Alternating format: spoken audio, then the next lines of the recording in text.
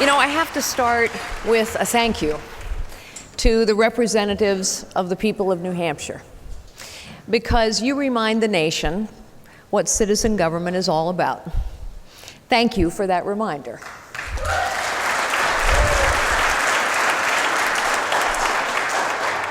You remind the nation what elections should be all about.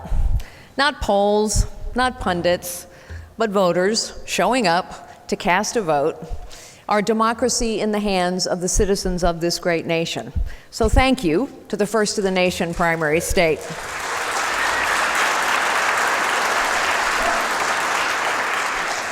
I also have to thank the people of New Hampshire and all of their representatives for something else. You see, when I launched my campaign on May 4th of 2015, I was 17 out of 16. I say it that way because the pollsters didn't even ask my name. Less than 3% of New Hampshire voters had ever heard my name. And most pundits dismissed me completely. Most people underestimated me thoroughly. But the people of New Hampshire, because you take your citizenship seriously, the people of New Hampshire took me seriously. And they showed up in diners and dining rooms, in living rooms and backyards, at town halls all over this state. And now, I look forward to the First in the Nation primary in 33 short days. So thank you to the people of New Hampshire for taking me seriously, because you see, it is the people of New Hampshire's job to vet candidates and winnow the field, not anyone else's job.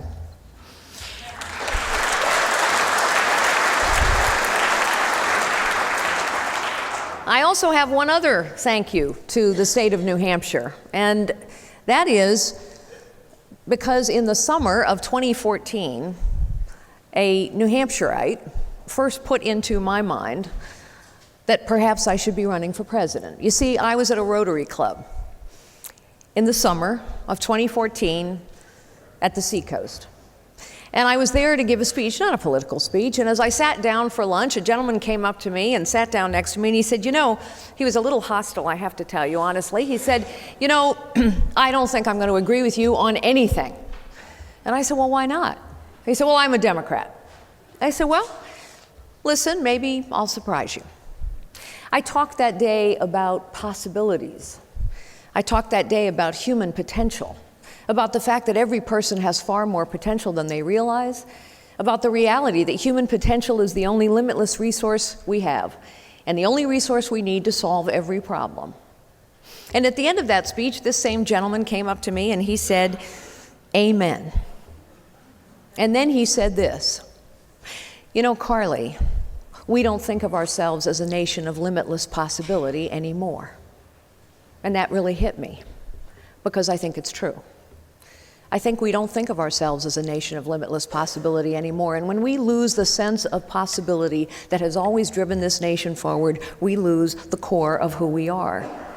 You see, this has been a nation of limitless possibility for so many, not a perfect nation, but a nation nevertheless that never accepted the way things are. We always, as a nation, focused on and achieved what could be, what should be.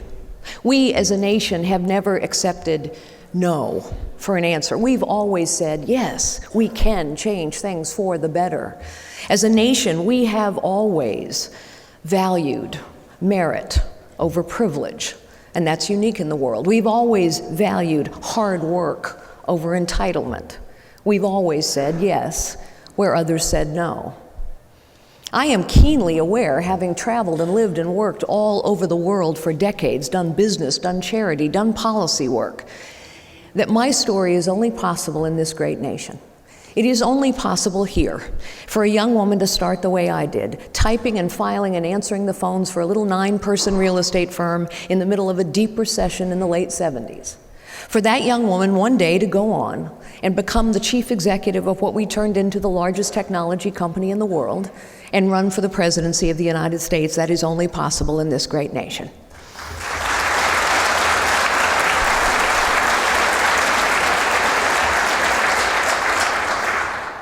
I have to also be honest and tell you that all throughout my life, I have had people say to me, just settle down. Don't challenge the status quo. Don't rock the boat. accept the way things are, sit down and be quiet. And all of my life, I have rejected that advice. I think the American people have been given that same advice for far too long. I think the American people have been told for far too long, just settle down. Sit down and be quiet, accept the way things are. Do not challenge the status quo. 75% of us now know that the status quo is failing us. 75% of us believe the federal government is corrupt. I agree with them. 80% of us believe that we have a professional political class that cares more about its own power, position, and privilege than on getting anything done. What does that tell you? It's Democrats, it's independents, it's Republicans, it's men, it's women, it's young, it's old. And yet, why should we settle? Why should we settle for an economy where a record number of men are out of work? Why should we settle for record numbers of women living in poverty? Why should we settle for the reality that our young people no longer believe the American dream applies to them? Why should we settle for working class families whose wages have stagnated for decades? Why should we settle for a nation and an economy where we are destroying more small and family-owned businesses day after day after day than we are creating, when we know that those small and family-owned and new businesses are the source of new jobs in this country? In fact, those small businesses, like the one I started out in, my husband Frank of over 30 years started out driving a tow truck for a family-owned auto body shop. It is the small and family-owned businesses that create 2/3 of the new jobs and employ half the people. Why are we settling for their destruction, the destruction of the entrepreneurial spirit that goes along with them? And why are we settling for all this, all the while the rich get richer, the powerful get more powerful, the well-connected get better connected? The American people are angry. And so am I. And they're angry because they feel powerless. They feel increasingly powerless to take control of their own future. They feel increasingly powerless to hold their government accountable. The truth is, all of our problems can be solved. All of our wounds can be healed. But we cannot solve our problems and we cannot heal our wounds unless we remember who we are. Ours was intended to be a citizen government. Citizens and the representatives of citizens. I think we have reached a pivotal time. I think we have reached a pivotal time where as citizens we must stand up and say we will not settle for this anymore. It is time. It is time to take our future back. It is time to take our politics back. It is time to take our government back. Citizens, it is time to take our country back.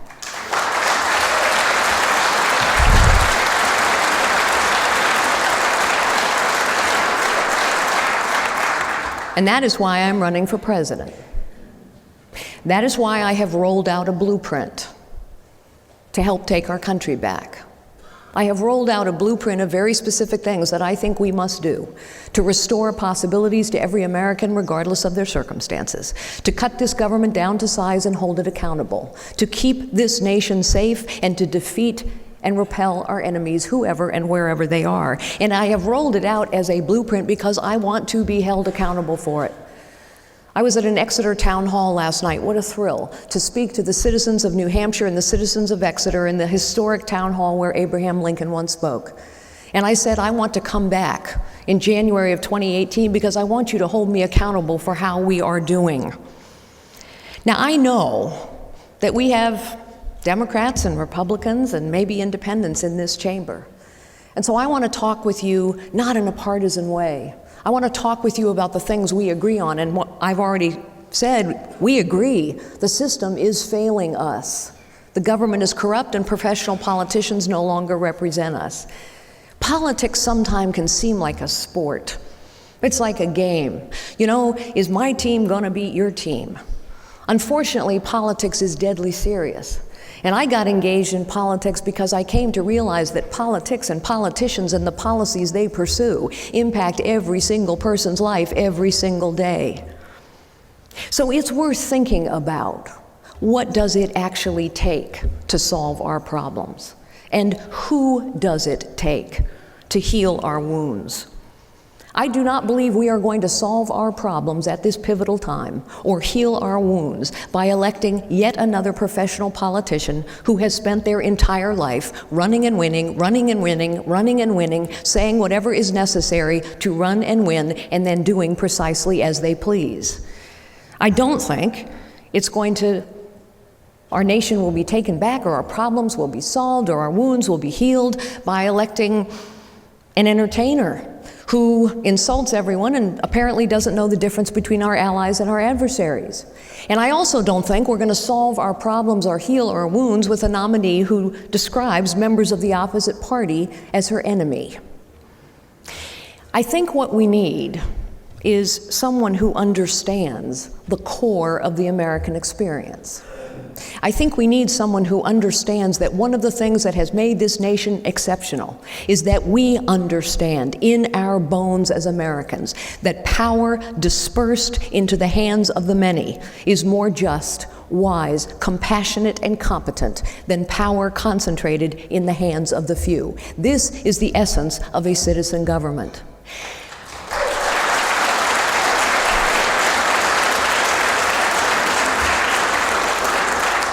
I also think we need a leader who understands how the economy actually works and how to get it going and growing again so that we put men and women back to work so that our young people once again believe in the American dream. And let us say the truth, ladies and gentlemen, crony capitalism is alive and well, and Republicans and Democrats alike have contributed to it. Because you see, when government gets big and powerful and costly and complicated, then only the big and the powerful and the well-connected can handle it. And that is why one of the first commitments on my blueprint is to go from that 73,000-page tax code that Democrat and Republican politicians have pledged to reform over and over and over for decades, and yet we never get to it. To take that 73,000-page tax code and finally get it down to 3 pages.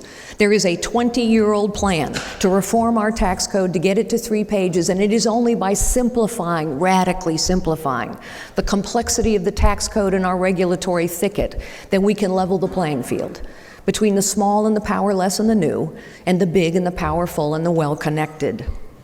We need a leader in the Oval Office who understands the world and who is in it, and the difference between our allies and our adversaries.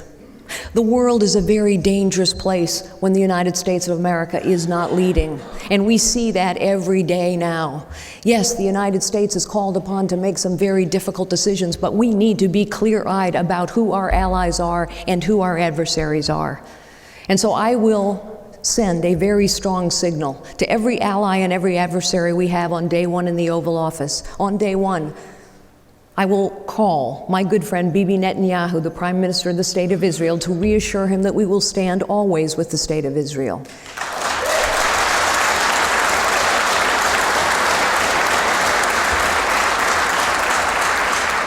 And that phone call is important because every ally we have, even those who strenuously disagree with Israel, look at how we treat Israel and conclude that their friendship doesn't mean very much either to the United States of America. And when our allies do not trust us, they lose courage.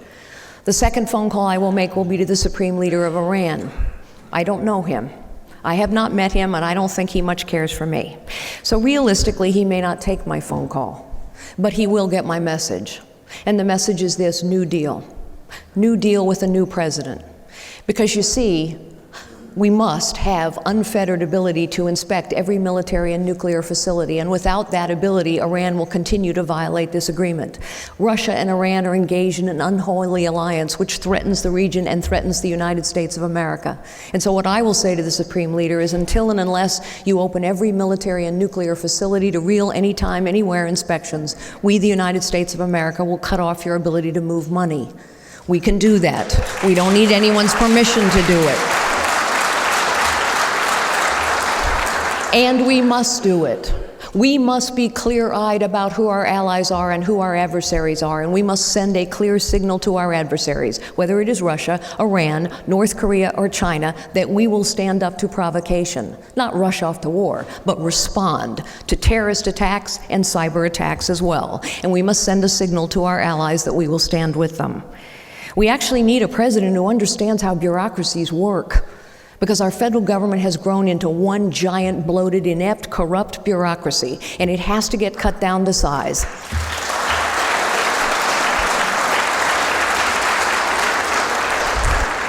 The only way to do that, ladies and gentlemen, is to change the way the government spends your money. You know, every household and every business in America budgets its money in a particular way. The way we all do it, we examine every dollar, we can cut any dollar, we can move any dollar. That's the only way in tough times we spend less and yet focus on and invest in our priorities. But that's not how the federal government budgets. The federal government, once you give it money, it never gives it back. So we need to go to what's called zero-based budgeting. It's a fancy term for a pretty common sense solution. Examine every dollar, cut any dollar, move any dollar. And only when we start to change how the government spends money are we going to be able to cut it down to size and hold it accountable. We need a president who understands technology. Technology is a great tool, and I will use it as a tool to harness and focus the anger and frustration, but more importantly, the common sense and the good judgment of the citizens of this nation to get some of these bills that have languished in the House for a long time passed. But technology is also a weapon that is being wielded against us by our enemies, and I understand what it takes to keep this nation safe in cyberspace. Finally, and perhaps most importantly of all, when this election is over and the dust settles, we need someone in the Oval Office who understands what leadership is. Leadership is about, sometimes, making a tough call in a tough time and standing up and being held to account. And for people who've never made an executive decision in their lives, the time to start is not in the Oval Office. Our times are too complicated for that. Sometimes, most of the time, a leader's job is to challenge the status quo, not accept the way things are, but challenge the status quo so that we can make things better. But the most important thing of all that I have learned about leadership, I learned a long time ago when I was a secretary, although I didn't realize it at the time. When I was a secretary, I thought that a leader was somebody who had the big office, the big title, the big parking space, the perks. And then I got a little older and wiser. And I saw people with big offices and big titles and big egos who were not leading at all. You see, leadership is not about title. It's not about the size or the shape of your office. The highest calling of leadership is to unlock potential in others. I believe, and I am running for the presidency of the United States, because I believe my highest calling is to restore a citizen government to this great nation.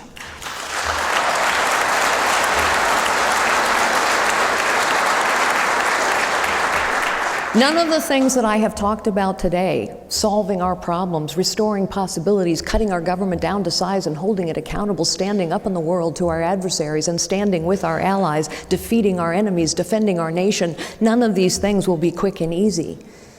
But you know, quick and easy is not fundamentally in the character of this nation. We are an exceptional nation, not a perfect nation, but an exceptional nation. We are an exceptional nation because in this nation we believe profoundly in the value of every life. We believe profoundly that every individual has God-given gifts, and we know in our bones that power dispersed into the hands of the many is more competent, more compassionate, wise, and just than power concentrated in the hands of the few. Representatives of the citizens of the people of New Hampshire, citizens of New Hampshire, I believe it is time. It is time that we together, as American citizens, stand up. It is time to take back our future. It is time to take back our politics. It is time to take back our government. Citizens, it is time to take our country back. Thank you so very much, ladies and gentlemen.